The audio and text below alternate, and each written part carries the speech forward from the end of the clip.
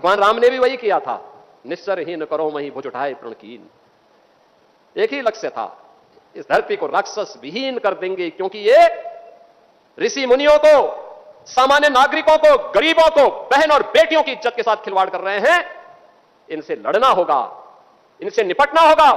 देश के खिलाफ द्रोह करने वाले लोगों के प्रति उतनी कठोरता के साथ, उतनी निर्ममता के साथ लड़ने के लिए तैयार होना होगा। छूरेबाजी ये स्वीकार्य नहीं और कतई स्वीकार्य नहीं होगा। अगर कोई अपनी नालायक औलाद को समझा नहीं पा रहा है तो समझो कि गलती कर रहा है, गलती कर रहा है। तो चलिए शुरू कर। केवल एक बात पूछना चाहता हूं, पाकिस्तान से उस मजहबी निर्ममता के शिकार इन पाकिस्तानी विस्थापितों के बारे में, या देश भर में फैले हुए उन विस्थापितों के बारे में इन मौलाना और मौलवियों की कभी आवाज नहीं निकली, कभी नहीं निकली। कितना अच्छा होता ये बोलते कि इनकी संपत्ति को वहां पर उन कट्टरपंथियों ने कब्जा किया है, या वक्त के नाम पर जिन्होंने यहां के हिंदुओं की जमीन को कब्जा किया है, इन विस्थापितों को हम दे रहे हैं, फ्री में देने की घोषणा करते तो हम मानते कि हां ये कुछ इनकी कुछ संवेदना है, लेकिन नहीं। और दो गला चरित्र जो होता है ना, यही होता है, मुंह में कुछ और पीछे कुछ। अब ये देश ये सोचने वाला नहीं है, इसके बारे में किसी प्रकार का कोई वो नहीं करने वाला है। एक भी मौलवी ने, एक भी मौलाना ने, जब बांग्लादेश में हिंदुओं का कत्लेआम हो रहा था आज से 6 महीने पहले, 1 वर्ष से लगातार चल रहा था, और जो आंकड़े यहां पर अभी कुंवर सुशांत सिंह ने आपके सामने प्रस्तुत किए, कहां 22% हिंदू आज घट के 7% बांग्लादेश में रह गया, कहां पाकिस्तान में 14% हिंदू मात्र 2% रह गया। ये मौलाना और मौलवी कभी पाकिस्तान या बांग्लादेश की सरकारों की निंदा नहीं करते, कभी नहीं करते।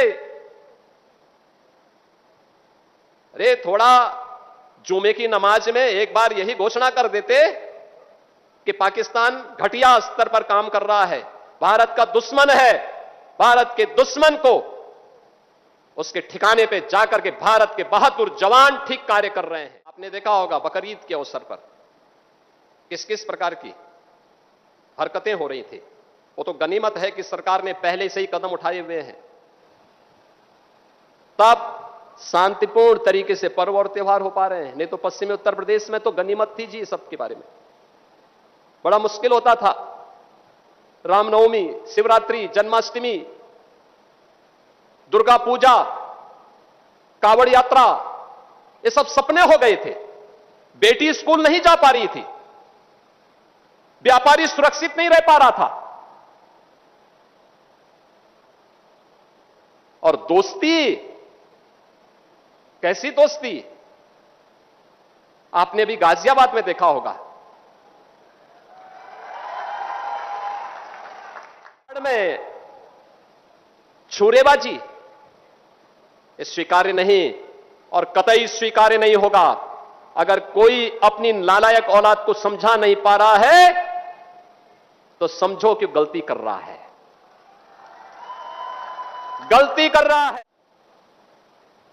याद रखना, हमारी संवेदना सामान्य नागरिकों के प्रति है।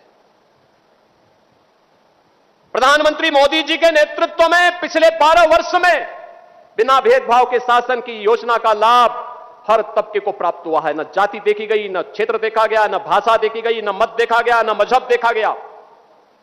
सबका साथ और सबका विकास, योजनाओं का लाभ, विकास की योजनाएं बिना भेदभाव के, बिजली बिना भेदभाव के, कर्ज बिना भेदभाव के, बिना भेदभाव के शासन की योजना का लाभ। लेकिन देश भी तो अपेक्षा करता है कि संवेदना दिखाई दे, लेकिन वो संवेदना गायब वहां पे। और बहनों और भाइयों, इसीलिए मैं भी आपसे कहने के लिए आया हूं, यही कहने के लिए मैं भी आया हूं आज। हम सबको इस बात को ध्यान में रखना होगा, हम सबको इस बात को ध्यान में रखना होगा कि अहिंसा और करुणा ये मानवता के भूषण हैं, किंतु किंतु शस्त्र उठाना होगा अगर सामने खरदूषण है। भगवान कृष्ण ने भी यही कहा था, परित्राणाय साधूनाम विनाशाय च दुष्कृताम। सज्जनों के लिए ही हम सज्जन बने, दुर्जनों के लिए नहीं। ने भी वही किया था, निस्सरहीन करो वहीं भुज उठाए प्रणकीन।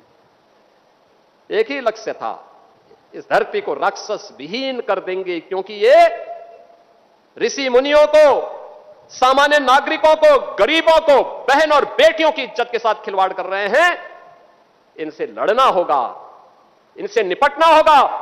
देश के खिलाफ द्रोह करने वाले लोगों के प्रति उतनी कठोरता के साथ, उतनी निर्ममता के साथ लड़ने के लिए तैयार होना होगा। आज का इस समारोह जो यहां पर हो रहा है, बहनों और भाइयों, उसी का हिस्सा है, एक संदेश देने का कार्यक्रम है। हेलो दोस्तों, अगर आपको वीडियो अच्छी लगी हो तो प्लीज़ लाइक करिए, कमेंट करिए और शेयर करिए, और प्लीज़ अपने इस भाई को सपोर्ट करिए। धन्यवाद।